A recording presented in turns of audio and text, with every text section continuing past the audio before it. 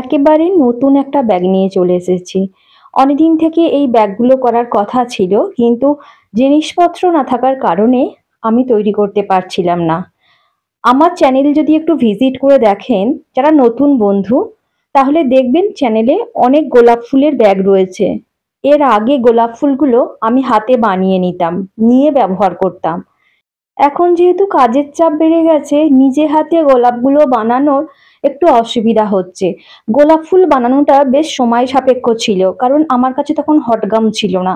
আমি super glue দিয়ে করতাম, আর সুপার গ্লু দিয়ে বেশ সময় লেগে যায়। তো এখন আমি হটগাম নিয়ে চলে এসেছি, হাতে বানিয়ে নেওয়া যাবে। তবে খুব তাড়াতাড়ি কাজগুলো করে ফেলার জন্য আমি রেডিমেড গোলাপগুলো কিনে নিয়েছি। কোথা থেকে কিনেছি তা আমি জানিয়ে দেব। চলুন ব্যাগটা তৈরি করে দেখাই। আমি এখানে 6টা পুঁতি নিয়ে কাজ করছি। প্রতিটা পার্ট আমি খুব সুন্দর করে দেখিয়ে দিয়েছি, আলাদা করে বলা লাগবে না। তাই যারা নতুন বন্ধু এই ভিডিওর মাধ্যমে আমার সাথে পরিচিত হচ্ছেন, তাদের কাছে রিকোয়েস্ট রইল চ্যানেলটা একবার ভিজিট করে দেখার।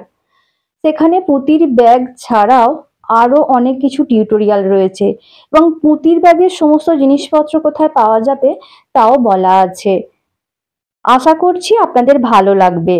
আর ভালো লাগলে সাবস্ক্রাইব করে বেল আইকনটা প্রেস করে দেবেন, যাতে নতুন কোনো ভিডিও আপলোড করার সাথে সাথে তার নোটিফিকেশন আপনার কাছে পৌঁছে যায়।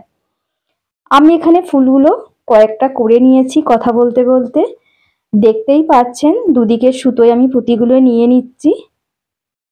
এবার আমি আমার প্রয়োজন মতো পুঁতি গেঁথে নিয়েছি। যতগুলো ফুল করবেন একটু গুনে দেখে নেবেন, কারণ এইভাবে ব্যাগ তৈরি করতে গেলে জোড় সংখ্যার ফুল নিতে হয়। যখন আমরা পার্ট পার্ট করে করি তখন জোড় বিজোড় কিচ্ছু প্রয়োজন হয় না, কিন্তু এভাবে ব্যাগ তৈরি করতে হলে জোড় সংখ্যা নিলে তবে ব্যাগটা সুন্দর হবে, নয়তো ব্যাগটা বাঁকা হওয়ার সম্ভাবনা থাকে।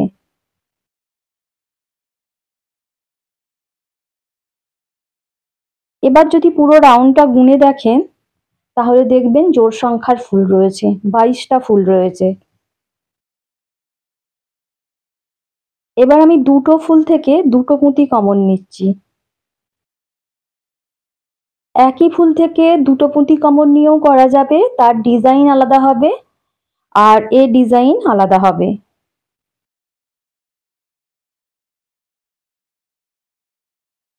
প্রথমে 4টে পুঁতি নিয়েছি, আর সুতোর মধ্যে দুটো পুঁতি কমন নেওয়া আছে, তাহলে 6টা হয়ে গেল।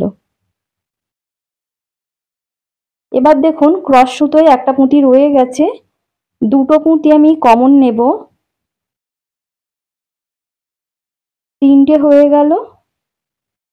এবার সুতোয় নেব 3টে পুঁতি, নিয়ে একটিতে ক্রস দিয়ে দেব। আবারও নিয়ম একই, দুটো পুঁতি কমন নিতে হবে, একটা ক্রস সুতোয় রয়েছে, আর সুতোর মধ্যে 3টে, সামনের পুঁতিতে ক্রস দিয়ে দেব। এভাবেই পুরো রাউন্ডটা কমপ্লিট করতে হবে। এখানে নিয়মের তেমন পরিবর্তন নেই।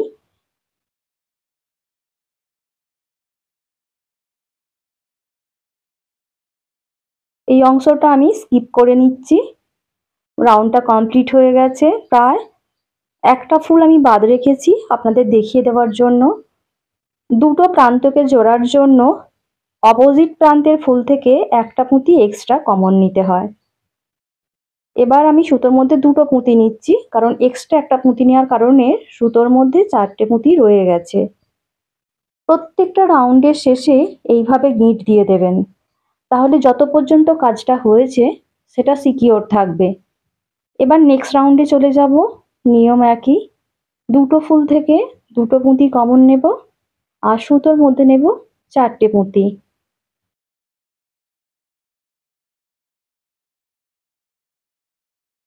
আবারও বাঁ হাতের সুতোয় দুটো পুঁতি কমন নেব, আর ডান হাতের সুতোয় নেব 3টে পুঁতি, নিয়ে একটিতে ক্রস দিয়ে দেব।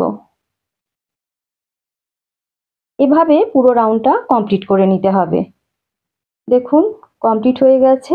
আমি আরও কিছু রাউন্ড তৈরি করে নিয়েছি আমার যতটা প্রয়োজন। বডি পার্টটা হয়ে গেছে। এবার ব্যাগের নিচের অংশটুকু জুড়ে দিলে ব্যাগের শেপ চলে আসবে। এখানে দেখুন একই ফুল থেকে প্রথমে দুটো পুঁতি কমন নিয়ে নিচ্ছি। যে ফুলে দুটো পুঁতি রয়েছে সেই দুটো পুঁতি আমি নিচ্ছি। এবার ডান হাতের সুতোয় একটা, বাঁ হাতের সুতোয় একটা পুঁতি কমন নিচ্ছি, নিয়ে একটা পুঁতিতে ক্রস দিচ্ছি। প্রথম ফুলটা 5-এর ফুল তৈরি হবে। এবার ডান হাতের সুতোয় দুটো পুঁতি কমন নেব, বাঁ হাতের সুতোয় নেব দুটো পুঁতি, ক্রস সুতোয় একটা রয়েছে আর একটা পুঁতি নিয়ে ক্রস দিচ্ছি, তাহলে হয়ে গেল 6টা পুঁতি।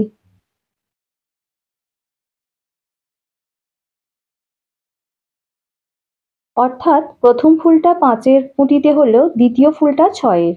এইভাবে পরপর আমি গেঁথে নেব।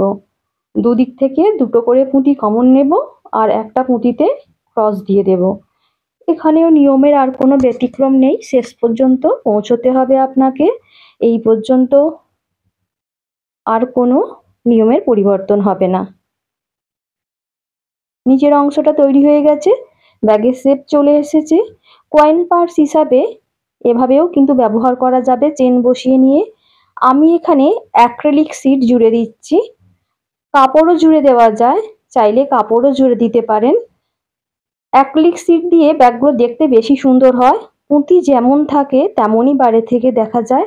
এখন হয়তো অল্প একটু গ্লজি লাগছে, সেটা ক্যামেরার জন্য।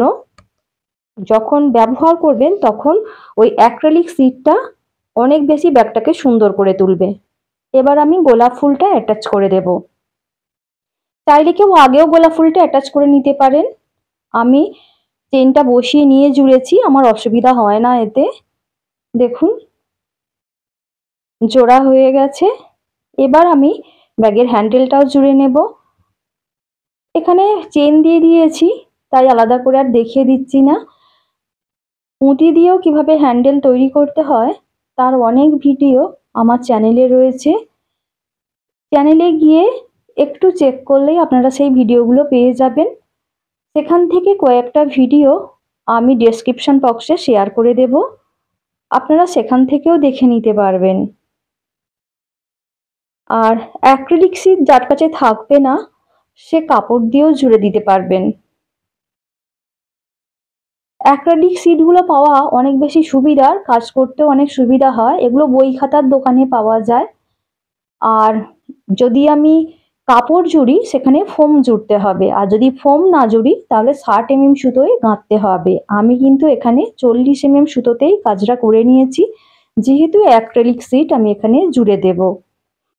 যাই হোক, এই পর্যন্ত আশা করছি আপনাদের ভালো লেগেছে, কোনো জায়গায় কোনো অসুবিধা হয়নি। এরপরেও যদি কোনো অসুবিধার সম্মুখীন হন তাহলে অবশ্যই কমেন্ট সেকশানে লিখে দেবেন। আজ এই পর্যন্তই, টাটা।